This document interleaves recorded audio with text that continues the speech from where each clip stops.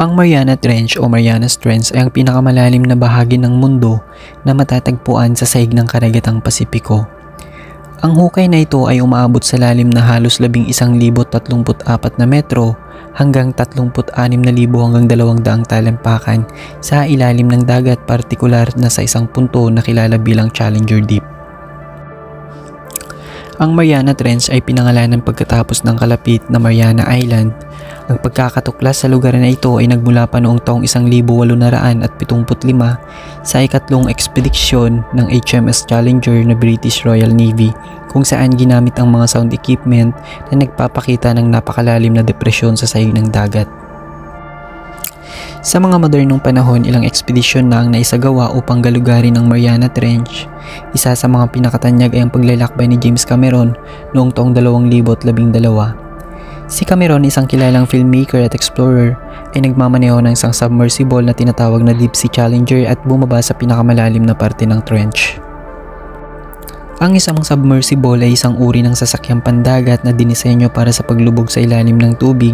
Ito ay kadalasang ginagamit para sa pagsasaliksik sa ilalim ng dagat, pagkuha ng mga larawan, pag-aaral ng mga halaman at hayop sa ilalim ng tubig.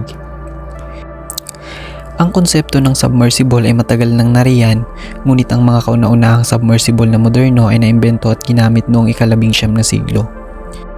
Noong taong 1620, ang Dutch inventor na si Cornelis Drebbel ay lumikha ng isang uri ng submersible na inilalangoy sa ilalim ng tubig.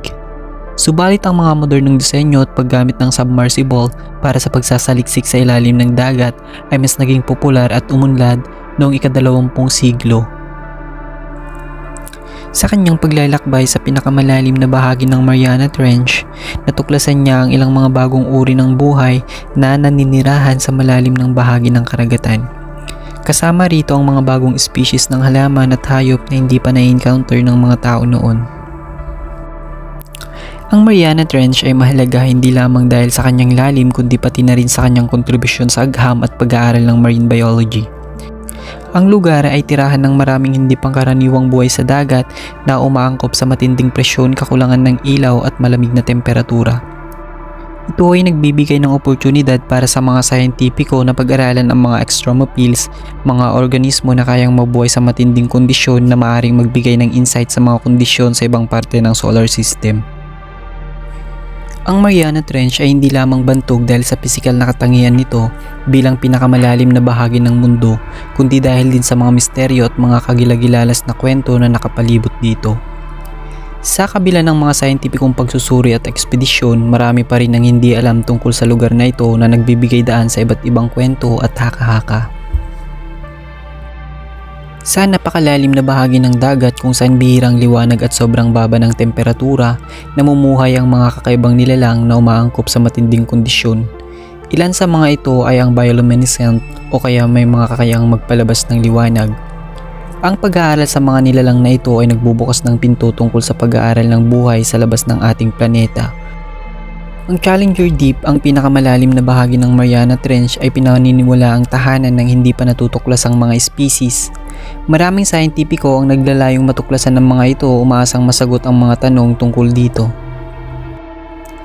At dahil sa hindi pa lubos na i-explore ang misteryosong kalikasan ng Mariana Trench, naglipa ng mga kwento at teorya na nagsasabuatan. Ilan dito ay tungkol sa umano'y malalim na base ng militar sa ilalim ng dagat o mga nakatagong extraterrestrial bases. Bago pa man ang modernong scientificong pag-aaral, may mga alamat at kwento na rin mula sa mga lokal na komunidad na nagsasabi tungkol sa malaking nilalang o di pangkaraniwang mga pangyayari na nauugnay sa Mariana Trench.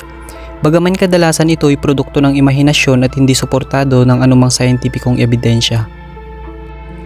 Ayon sa ilang urban legends, may mga sinaunang nilalang na naninirahan sa pinakamalalim na bahagi ng karagatan. Isa sa mga kwento ay tungkol sa Leviathan, isang higanting nilalang na inilarawan sa iba't ibang mitolohiya bilang isang makapangyarihang nilalang ng dagat. Ang mga naglalakbay sa Challenger Deep ay minsan nagbibiroan na baka isang araw magising nila ang ganitong uri ng nilalang na mula sa kanyang pagkakatulog na milenya na ang haba. Sa mga pelikula at kwentong piksyon, madalas sa tema ang tungkol sa mga submersibles na biglang nawawala habang nag-explore sa Mariana Trench. Sa mga kwentong ito, minsan ay hindi lamang sila basta nawawala kundi nakakaranas ng hindi maipaliwanag na phenomena tulad ng biglang pagkawala ng komunikasyon o di kaya mga sira ng kanilang equipment na parang may hindi nakikitang pwersang pumipigil sa kanilang misyon.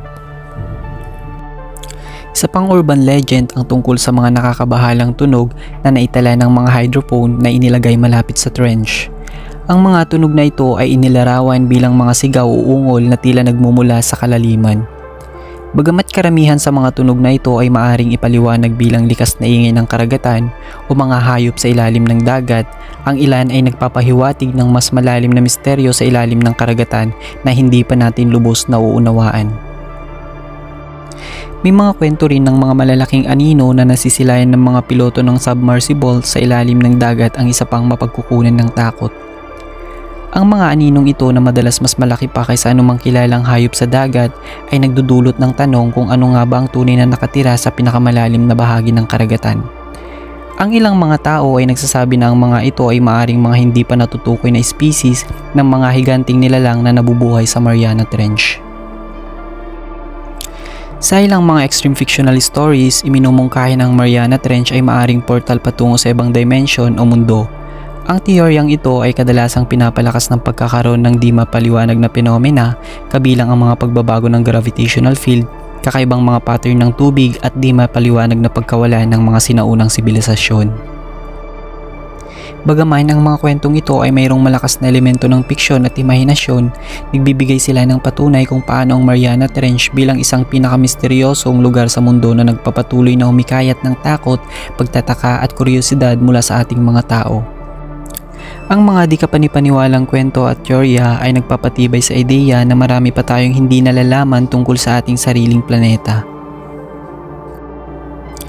Ang patuloy na pagsisiyasat sa Mariana Trench ay hindi lamang nagbubukas ng bago at kapanapanabik na pagtuklas kundi nagbibigay din ng mas malalim na pag-unawa sa ating mundo at sa mga misteryo nito. Ang lugar na ito ay patuloy na magiging pinagmula ng inspirasyon ng maraming henerasyon ng mga mananaliksik at mga taong mahilig sa mga kagilagilalas na kwento. At kung nagustuhan mo ang video na ibinahagi ko ay huwag kakalimutan mag-like, share at subscribe dito sa PMD, Pinoy Mystery Documentary, at kung may nais kang video na gusto mong talakayin natin dito sa channel ko ay i-comment mo lang sa ibaba ng aking video at atin naman talakayin sa mga susunod.